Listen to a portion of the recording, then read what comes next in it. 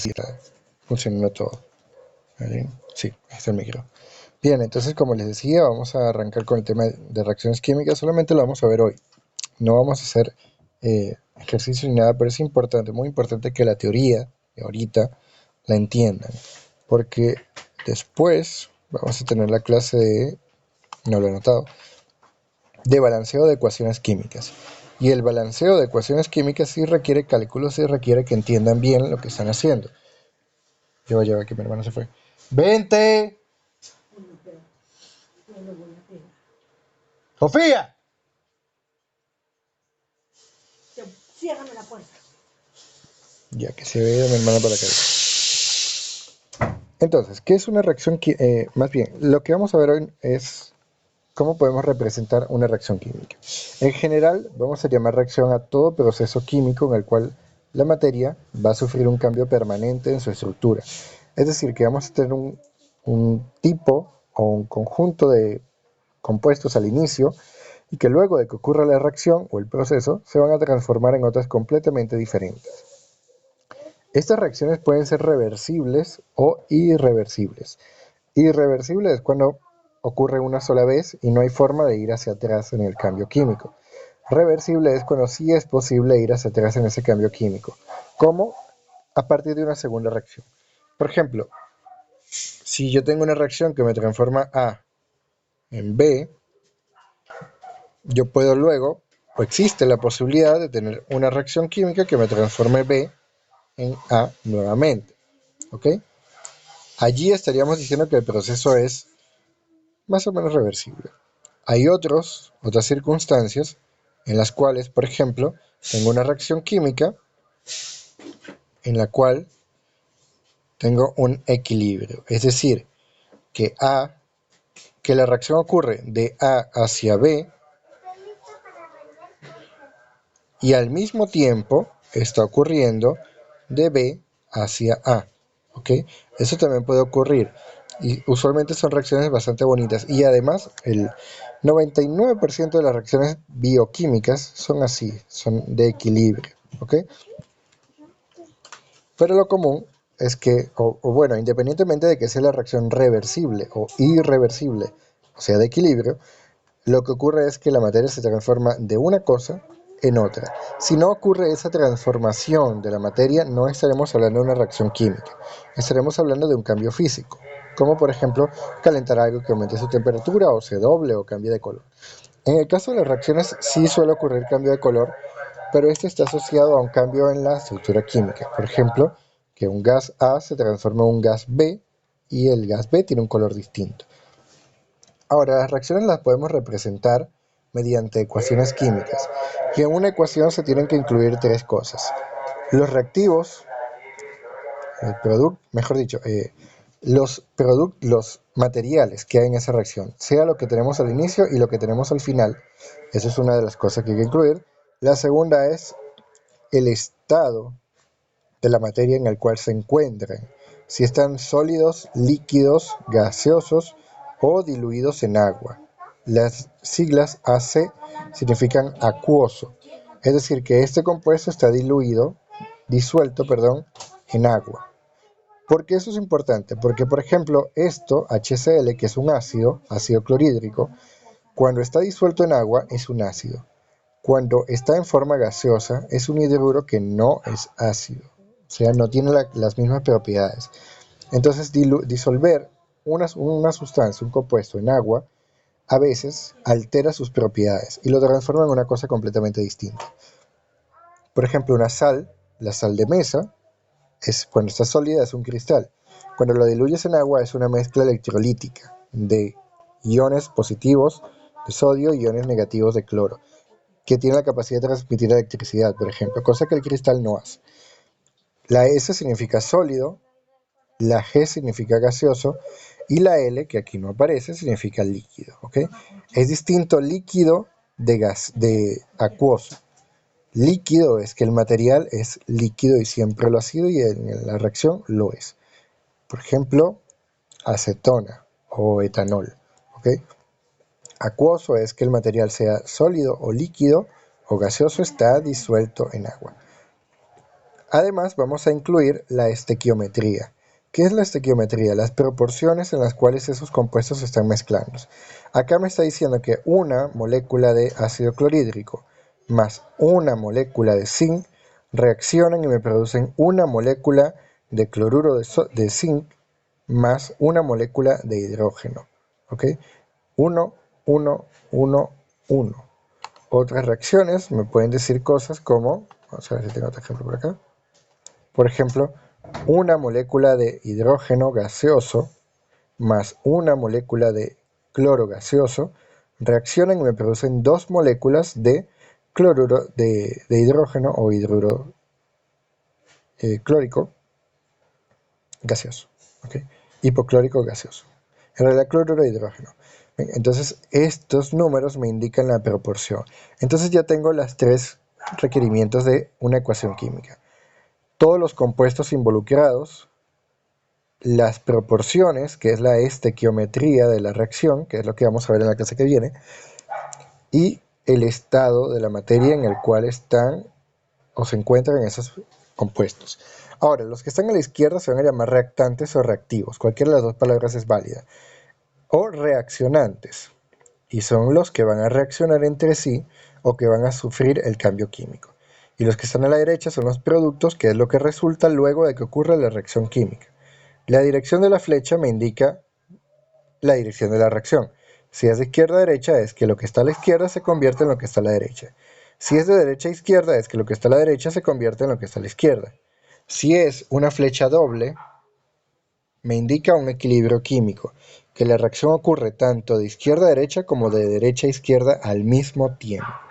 Por ejemplo, tengo dos moléculas de A que tienen un equilibrio y se transforman en dos moléculas de B. Entonces, digamos que una de esas dos se convierte en B y la otra sigue siendo A.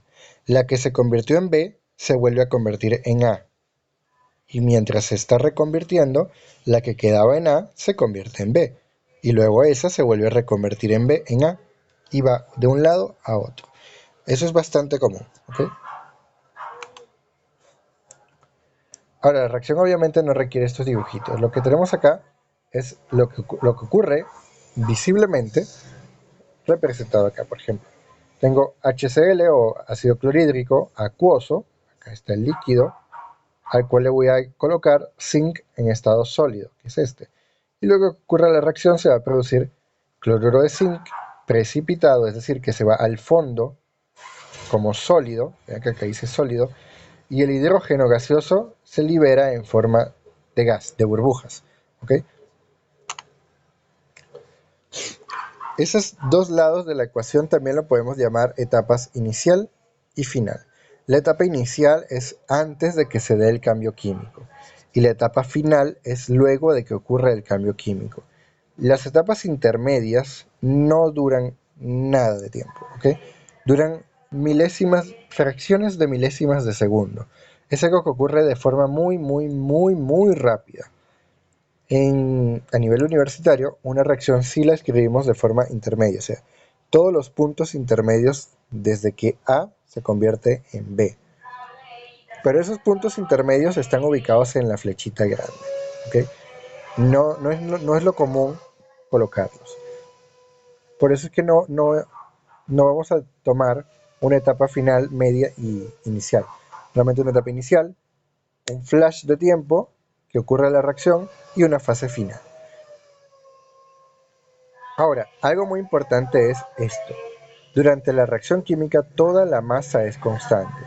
Si al inicio tenía 10 kilos de A y 15 kilos de B, luego de que ocurra la reacción, aunque se hayan convertido en otra cosa, yo puedo contar los átomos individuales y tengo que volver a tener 10 kilos de A y 20 kilos de B.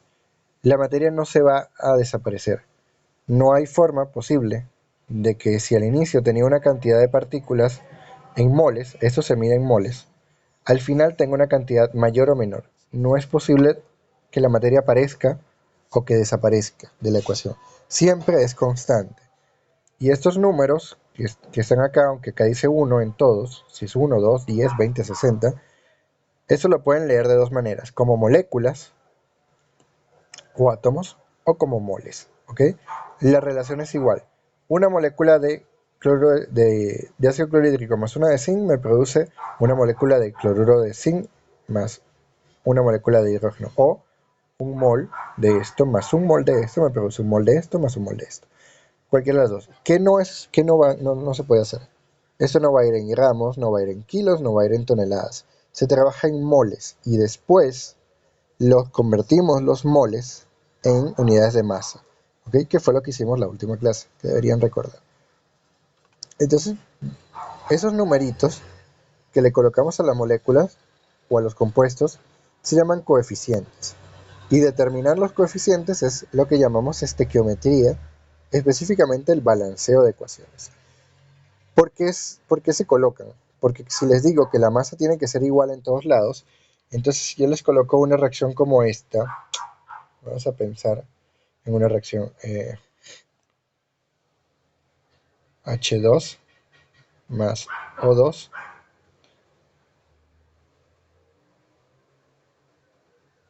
súper básica. H2 gaseoso, no puedo escribir gaseoso porque no, mi dedo no es suficientemente pequeño. ¿Okay? Pero esto va así, así y así. ¿Ok? Entonces, ¿qué es lo que yo estoy teniendo allí? Tengo que dos átomos de hidrógeno reaccionan con dos átomos de oxígeno para producirme una molécula de agua. O en moles, que un mol de hidrógeno molecular reacciona con un mol de oxígeno molecular y me produce un mol de moléculas de vapor de agua. Vamos a hacer el conteo. Dos hidrógenos acá a la izquierda, dos hidrógenos a la derecha. Dos oxígenos, un oxígeno. ¿Qué está pasando allí? Tenía al inicio cuatro átomos, dos de hidrógeno y dos de oxígeno, y al final de la reacción tengo tan solo tres, dos de hidrógeno y uno de oxígeno. Como la materia no puede desaparecer, yo debo colocar estos numeritos de forma correcta. Entonces, si yo al hidrógeno, vamos a ver cómo lo puedo hacer. Coloco un 2 acá y un 2 acá. Tengo ahora 2 por 2, 4 de hidrógeno, 2 por 2, 4 de hidrógeno al inicio y al final. 2 de oxígeno al inicio y 2 de oxígeno al final. ¿Ven? No se pierde materia, ni aparece materia de la nada. Entonces, estos numeritos lo que me indican es la relación real en la cual se combinan. Entonces, 2 moles de hidrógeno con 1 mol de oxígeno me producen 2 moles de agua, vapor de agua. O también lo puedo poner así.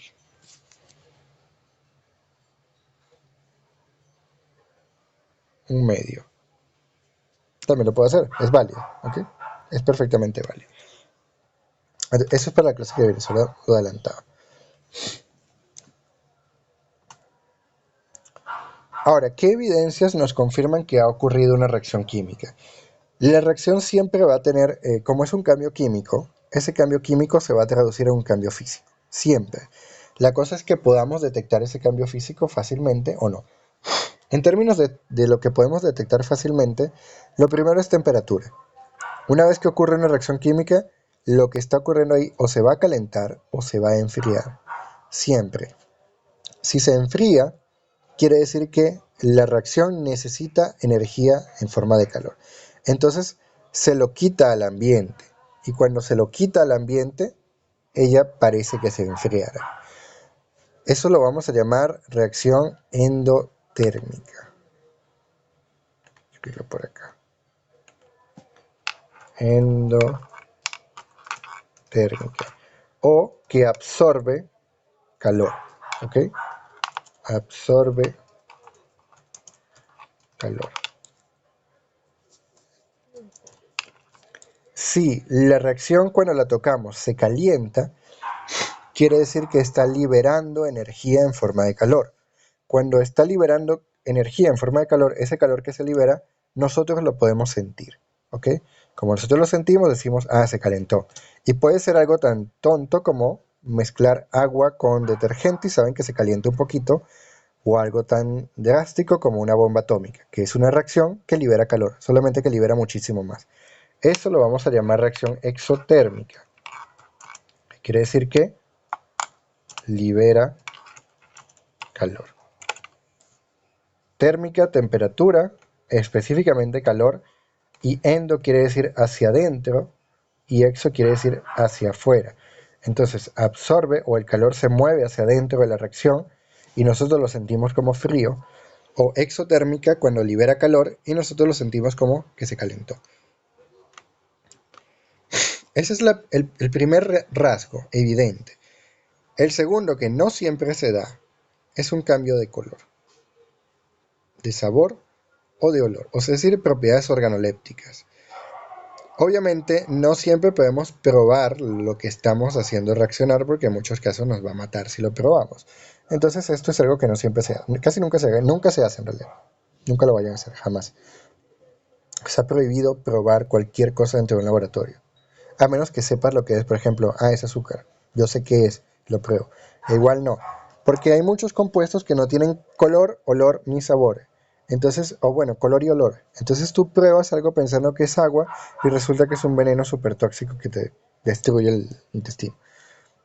El cambio de color, sin embargo, sí es algo evidente. Por ejemplo, en esta reacción que tenemos ácido nítrico acuoso con cobre sólido, tenemos una barrita de cobre, que es lo que ven acá, y el ácido nítrico de color verde acá. Y se produce nitrato de cobre acuoso que se va al fondo, es este polvo verde que estamos viendo acá en el fondo. Tenemos nitrógeno gaseoso, que es el gas marrón que vemos aparecer, y tenemos agua en estado líquido. ¿Okay? El agua no la vemos. El cambio de color que estamos observando es doble. El primero, que el ácido nítrico pasa de ser verde a ser transparente, porque se transforma en agua. ¿Ok? Vamos a dibujar mejor esto acá. El ácido nítrico que teníamos acá se transformó en agua líquida, sin color. Al mismo tiempo, el cobre, que estaba en el fondo, se transforma en nitrato de cobre, de color verde, que sigue estando en el fondo. Y aparece un gas, que es dióxido de nitrógeno. ¿Okay? Este dióxido de nitrógeno tóxico y gaseoso es un gas, aparece como burbujas, se libera al resto del frasco y es lo que observamos. Ese es el cambio de color evidente que estamos observando. Muy probablemente acá haya un cambio de temperatura, pero a veces es tan bajito, tan suave, que no siempre lo podemos detectar tocándolo. Le podemos poner un termómetro, ahí sí podemos ver si cambió la temperatura o no. Obviamente también tenemos el desprendimiento de gas, que lo estamos viendo acá, y la formación de precipitado al fondo del recipiente. ¿Qué es precipitado? Es cualquier cosa que no se puede disolver. Entonces se va al fondo, en estado sólido. A menudo como polvo, o a veces se forma como una plaquita, como una mancha o sarro que se pega del fondo. Pero en general es cualquier cosa que no se puede disolver en lo que sea que haya acá. No siempre es agua, ¿okay? Por eso es que no debemos decir se disuelve en agua, porque no siempre es agua.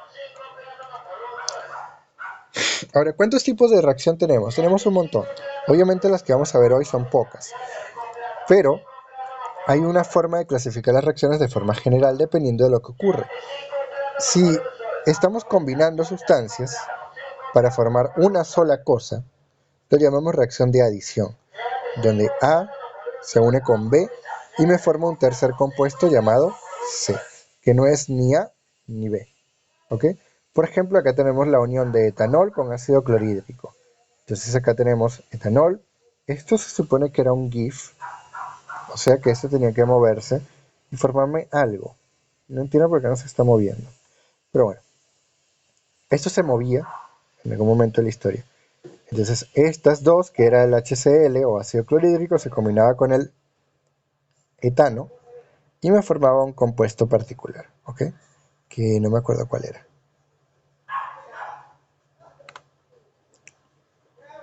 Esa por fin sí se mueve. Tenemos también reacciones de descomposición en la cual un compuesto se convierte o se separa en dos o más compuestos diferentes. Para que esto ocurra, es necesario añadir energía, ¿ok? Esta energía va a romper el enlace que unía las dos cosas. Por ejemplo, fíjense que A, el azul, y B, el rojo, o bueno, acá el cloruro de potasio y toda la cosa,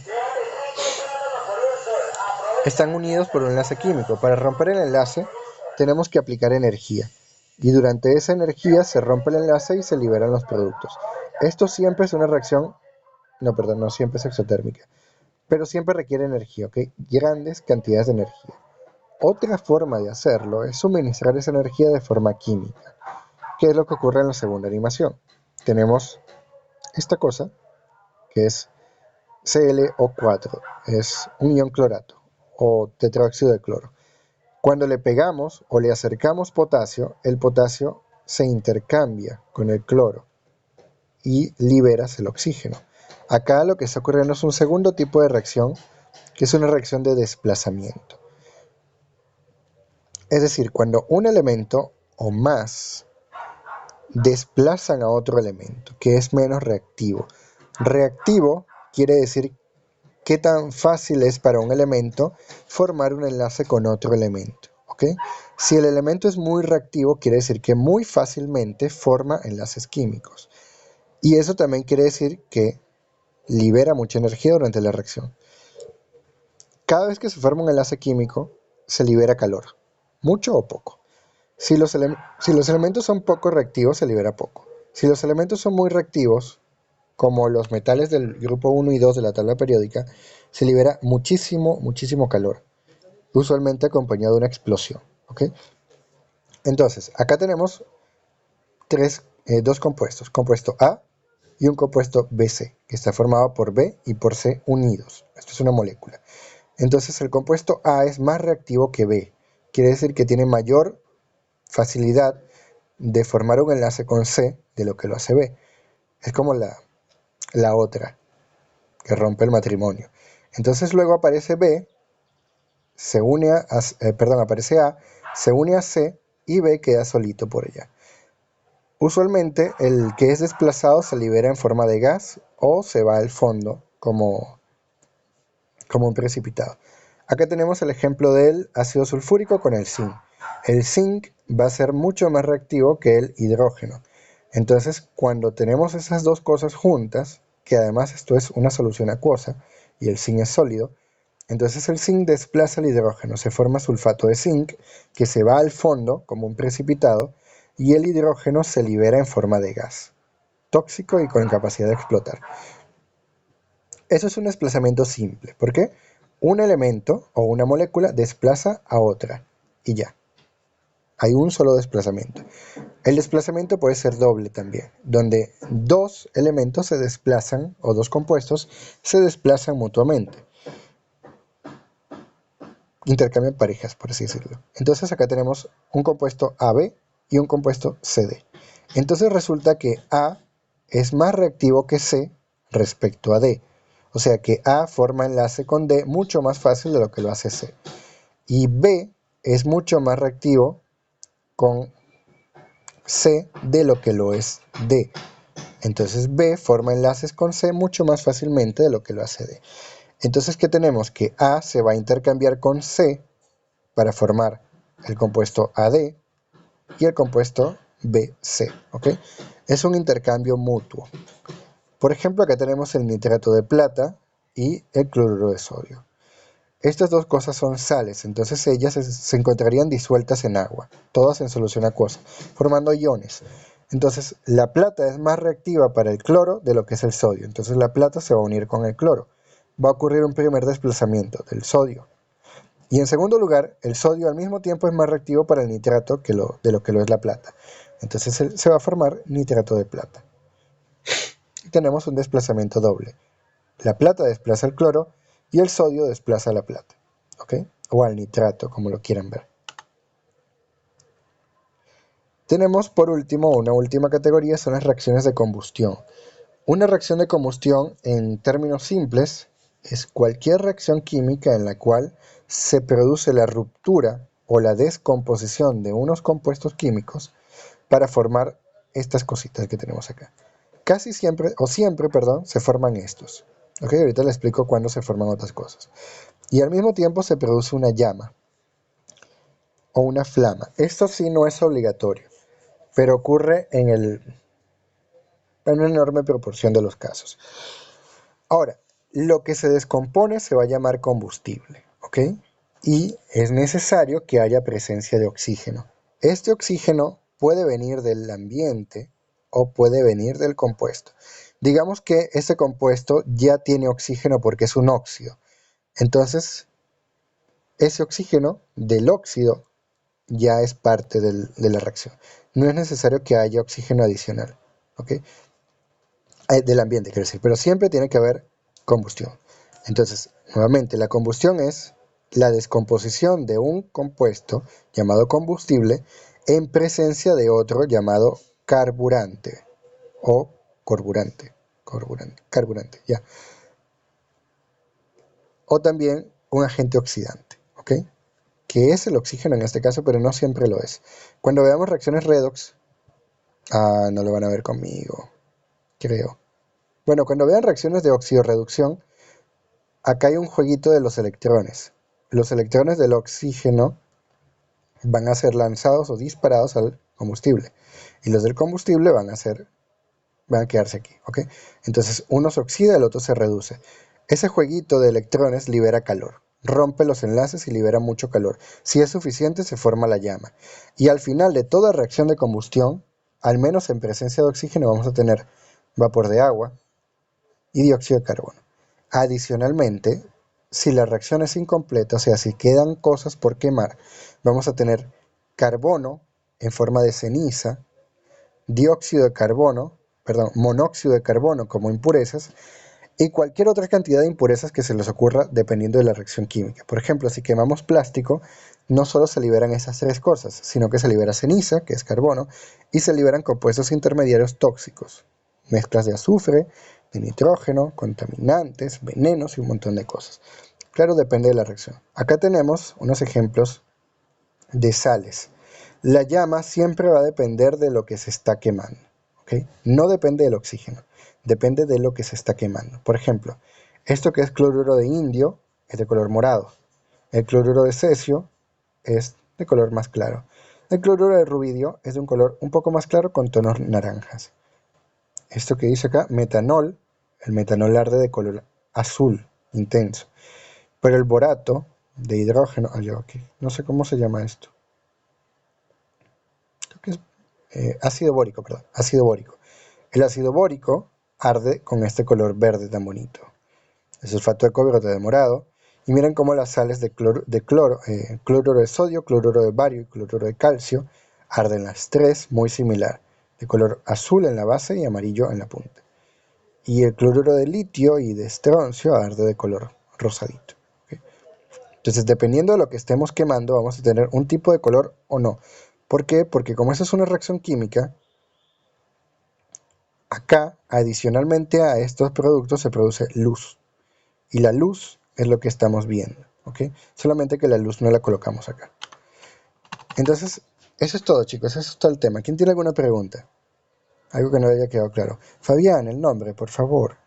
Que tengo que tomarte la asistencia. Yo sé que eres tú, pero necesito que la asistencia parezca tu nombre, no el de Mr. Juegos.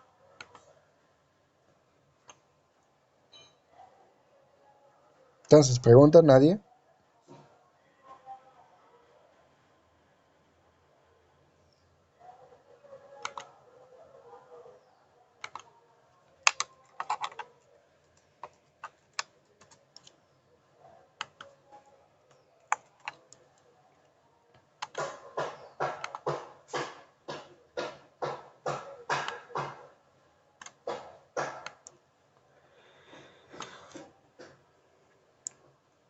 Ya.